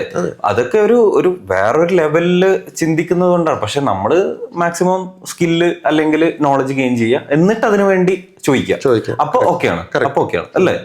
ഇത് ഞാൻ കണ്ട ഒരു പ്രശ്നമാണ്. ഞാൻ ജെൻസികളെ അടച്ച് കുറ്റം പറയുന്ന ഒരു കാര്യമല്ല, പക്ഷെ ഒരു ബേസിക് ആയിട്ടുള്ള കാര്യമാണ്. ഇത് മാക്സിമം മനസ്സിലാക്കിയിട്ട് ചെയ്യാൻ പറ്റും. ജെൻസിയിലും നല്ല കഴിവുള്ള കുട്ടികളുണ്ട്, മീൻസ് സീരിയസ് ആയിട്ട് എടുക്കുന്നവരുണ്ട്. ഇപ്പം എന്റെ ടീമിൽ തന്നെ ഒരു ക്രിയേറ്റീവ് ഹെഡ് ഒരാളുണ്ട്. ആളാണ് ആളുടെ ഫാമിലിയെ ടേക്ക് കെയർ ചെയ്യുന്നത്. ഈവൻ ആളുടെ എൽഡർ ബ്രദറിന് സ്റ്റഡീസിനുള്ള ഫീസ് ഇവനാണ് കൊടുക്കുന്നത്. പിന്നെ ആള് വർക്ക് ചെയ്യുന്ന ലാപ്ടോപ്പ് ആയിക്കോട്ടെ, അത്യാവശ്യം പ്രീമിയം ലാപ്ടോപ്പ്, ഗാഡ്ജറ്റ്സ്, കാര്യങ്ങളൊക്കെ അവൻ സ്വയമേ ജോലി ചെയ്ത് അതിൽ നിന്ന് പൈസ ഉണ്ടാക്കിയിട്ട് അവൻ സ്വയമേ ഇൻവെസ്റ്റ് ചെയ്ത് മേടിക്കുന്നത്. അല്ലാതെ അപ്പം വാങ്ങിത്തരും അല്ലെങ്കിൽ ലോൺ എടുത്ത് വാങ്ങാം എന്നൊന്നും വിചാരിക്കുന്ന ആളല്ല. സോ അങ്ങനെയുള്ള ആൾക്കാരെ സപ്പോർട്ട് ചെയ്യാൻ നമുക്കും അങ്ങനത്തെ മെന്റാലിറ്റി ഈ ജെൻസിയിൽ ഇപ്പോഴും ഉണ്ട്. അപ്പൊ അങ്ങനെയുള്ളവരെ നമ്മൾ ഹയർ ചെയ്യുമ്പോഴും നമുക്കും അവരെ സപ്പോർട്ട് ചെയ്യാനുള്ള ഒരു മൈൻഡ് വരും, ഇല്ലേ? ഇപ്പൊ ഇടയ്ക്കൊക്കെ ശകലം ഒന്ന് ഫ്ലോപ്പ് ആയാലും നമ്മൾ അതൊരു വലിയ സീരിയസ് ഇഷ്യൂ ആയിട്ട് എടുക്കില്ല. കാരണം നമുക്ക് അവന്റെ പൊട്ടൻഷ്യലിലും ഒരു കേപ്പബിലിറ്റിയിലും വരുന്നുണ്ട്. കറക്റ്റ് ആയിട്ടൊന്ന് ഗൈഡ് ചെയ്ത് കൊടുത്തു കഴിഞ്ഞാൽ ശരിയാവും. അപ്പം ഇത് ഞാൻ പറഞ്ഞല്ലോ, കുറെയൊക്കെ IT-യുടെ ഇൻഫ്ലുവൻസ് ഉണ്ട്. ഇപ്പം യൂട്യൂബിലൊക്കെ നോക്കിക്കഴിഞ്ഞാൽ കുറച്ച് യൂട്യൂബ് ഇൻഫ്ലുവൻസേഴ്സ് എന്ന് പറഞ്ഞിട്ട് കുറെ ആൾക്കാർ എന്ത് കണ്ടന്റ് ഇടുന്നതെന്ന് പലപ്പോഴും ഞാനിങ്ങനെ കണ്ടന്റ് ഇല്ല, അത് മില്യൺസ് ഓഫ് ഫോളോവേഴ്സ് 6 മാസം കൊണ്ടൊക്കെ കയറി വൈറലായി 10 മില്യൺ 20 മില്യൺ ഒക്കെ വരുന്നുണ്ട്, ഇല്ലേ? അത് ഷോർട്ട് ഇതാ. പക്ഷെ end of the day what they are doing എന്ന് ചോദിച്ചു കഴിഞ്ഞാൽ കാശ് ഉണ്ടാക്കുന്നുണ്ട് ഇല്ലെന്ന് പറയുന്നുണ്ട്. പക്ഷെ end of the day what is the purpose of their life? ഞാനത് പിന്നെ ഈ അടുത്ത് എൻ്റെ വൈഫ് എങ്ങനെ ചോദിച്ചു, എത്ര വ്യൂസ് ഒക്കെ കിട്ടുന്നുണ്ട്? ഞാൻ പറഞ്ഞു കുറവ്, നമ്മുടെ ഇത് വെച്ചിട്ട് കുറവാണ്. സാധാരണ വ്യൂസ് ഒക്കെ നമ്മൾ കാണുന്നതിലൊക്കെ മറ്റേ എന്റെ വ്യൂസിനെക്കാളും കൂടുതലായിരിക്കും ആ വീഡിയോന്റെ ചിലപ്പോ കമന്റോ അല്ലെങ്കിൽ ഷെയറോ. അപ്പോ ഞാൻ പറയും വളരെ കുറവ്. അതെന്താ അങ്ങനെ? ഞാൻ പറഞ്ഞു ആർക്കും ഇൻഫോർമേഷൻ അല്ലെങ്കിൽ നോളജ് വേണ്ട, എല്ലാവർക്കും എന്റർടൈൻമെന്റ് എന്ന് പറഞ്ഞാൽ അതൊരു എന്റർടൈൻമെന്റ് ആണെന്ന് എനിക്ക് തോന്നിയിട്ടില്ല. ഞാനത് തുറന്നു പറയാണ്. വെറുതെ കിടന്ന ക്യാമറയുടെ മുമ്പിൽ വല്ല ഡാൻസും കളിക്കുകയോ അല്ലെങ്കിൽ എന്തെങ്കിലും കുട്ടിക്കരളം അറിയോ ചെയ്യുന്നതിനാണ് മില്യൺസ് ഓഫ് വ്യൂസ്. അതെ. പക്ഷെ അതേ സമയത്ത് നമ്മൾ എന്തെങ്കിലും ഒരു നോളജ് കൊടുക്കാൻ വേണ്ടി ചെയ്യുന്ന സാധനങ്ങൾക്ക് 100-200 വ്യൂസ്. ഇപ്പം ലേറ്റസ്റ്റ് ആയിട്ടും ശ്രദ്ധിച്ചാൽ തന്നെ കാണാൻ പറ്റും. പൊതുവെ ഇപ്പൊ ഒരു നെഗറ്റീവിനാണ്, നെഗറ്റീവ് കണ്ടന്റുകൾക്കാണ് ഇപ്പൊ ശരിക്കും പറഞ്ഞ മാർക്കറ്റ്, ഇല്ലേ? ഇത് നമ്മൾ പറയുമ്പോൾ ജെൻസിക്കാര് പറയും ഇങ്ങനെ തന്ത വൈബ് ആണ് അല്ലെങ്കിൽ അങ്കിൾ വൈബ് എന്ന് പറയും. വൈബിന്റെ കാര്യം പറയാം, അത് റിയാലിറ്റി ഈസ് റിയാലിറ്റി. നെഗറ്റീവ് ആണെങ്കിൽ നെഗറ്റീവ് ആണെന്ന് തന്നെ പറയും. അതിനിപ്പോ നമ്മളെ തന്ത വൈബ് ആക്കിയിട്ടൊരു കാര്യമില്ല. Okay, so back to rapid fire. ഇനി എന്തെങ്കിലും ഉണ്ടോ? റാപ്പിഡ് ഫയർ കഴിഞ്ഞാൽ പിന്നെ അവസാനത്തെ ഒരു ചോദ്യം, അവസാനത്തെ ചോദ്യമല്ല, നമ്മുടെ ചോദ്യത്തിന്റെ കണ്ടിന്യൂഷനാ. Where do you see yourself in 5 years? എന്റെ ചോദ്യം, അടുത്ത 5 വർഷത്തില് സൗത്ത് ഇന്ത്യയിലെ 5 സ്റ്റേറ്റുകളില് 5 ഫിസിക്കൽ ഇൻസ്റ്റിറ്റ്യൂട്ടുകൾ. അതാണ് എന്റെ ഡ്രീം. അത് ഓഫ് കോഴ്സ് നടക്കും. 5 ഇൻസ്റ്റിറ്റ്യൂട്ടുകൾ എന്ന് പറഞ്ഞാൽ അത്ര ചെറിയ കാര്യമല്ല. ഫ്ലാഗ്ഷിപ്പ് ഇൻസ്റ്റിറ്റ്യൂട്ടുകളായിരിക്കും, ഹൈബ്രിഡ് മോഡായിരിക്കും, ബോത്ത് ഓൺലൈൻ ആൻഡ് ഓഫ്ലൈൻ. 5 സ്റ്റേറ്റുകളിലും എന്റെ പ്രസൻസ് ഉണ്ടാവും. ഇൻസ്റ്റിറ്റ്യൂട്ട് മാത്രമാണോ അല്ല ലാബും കൂടെ അതിന്റെ കൂടെ? അതിലകത്ത് ലാബ് നമുക്ക് മെയിൻലി 2 എണ്ണം ഫ്ലാഗ്ഷിപ്പ് 2 ലാബുകൾ വരുന്നുണ്ട്. ഒരെണ്ണം കേരളത്തിലും ഒരെണ്ണം ബാംഗ്ലൂരും. പ്ലാൻ ചെയ്തു. That is manifestation. നടക്കും. അതിനുള്ള വർക്ക് തുടങ്ങി. ഉഷാറായി. ഓക്കെ. അപ്പോ നമ്മുടെ ഈ ഒരു ചാനലിന് വേണ്ടി ഇത്രയും ടൈം സ്പെൻഡ് ചെയ്ത് ജെറിന് കാരണം നമുക്ക് തുറന്ന് സംസാരിക്കാൻ കിട്ടിയൊരു വേദി, അതിന്റെ കൂടെ തന്നെ ഒരേ വൈബ് ഷെയർ ചെയ്യുന്നത്.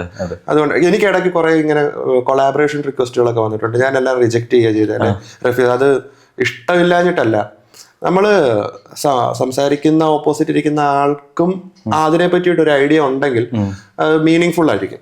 ജസ്റ്റ് ഒരു ആങ്കർ വന്നിട്ട് വെറുതെ ചോദിക്കുന്നതും ഈ ഫീൽഡിൽ നിൽക്കുന്ന ഒരാൾ വന്ന് ചോദിക്കുന്നതും തമ്മിൽ വ്യത്യാസമുണ്ടല്ലേ. So this one I take it as a meaningful conversation.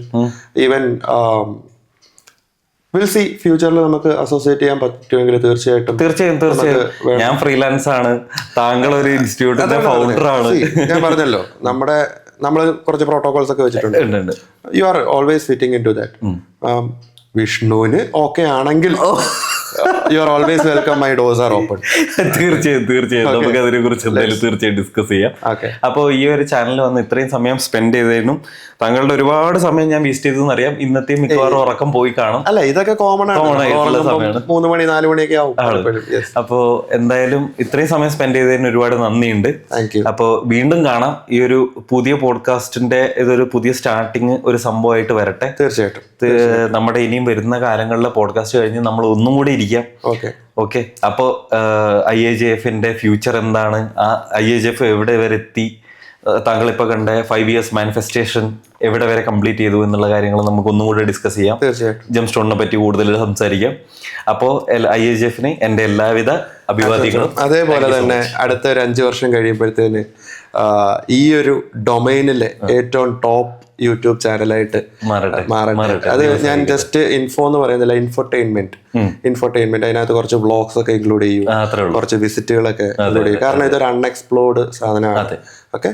So കൂടുതൽ ആൾക്കാരേക്ക് എത്തിക്കും, പ്രത്യേകിച്ച് നമ്മുടെ സൗത്ത് ഇന്ത്യൻസിലേക്ക് എത്തിക്കും. തമിഴ്, മലയാളം, കന്നഡ, തെലുഗു വീഡിയോസ് ഒക്കെ വരട്ടെ. നമ്മളെ കൊണ്ട് പറ്റുന്ന രീതിയിൽ നമ്മൾ കൊളാബ് ചെയ്യാം. തീർച്ചയായും. So thank you very much. നമ്മുടെ വീഡിയോ ഇവിടെ അവസാനിക്കുകയാണ്. ജെറിന് ഒരുപാട് നന്ദി. അപ്പോൾ അടുത്ത വീഡിയോയിൽ വീണ്ടും കാണാം. നന്ദി, നമസ്കാരം.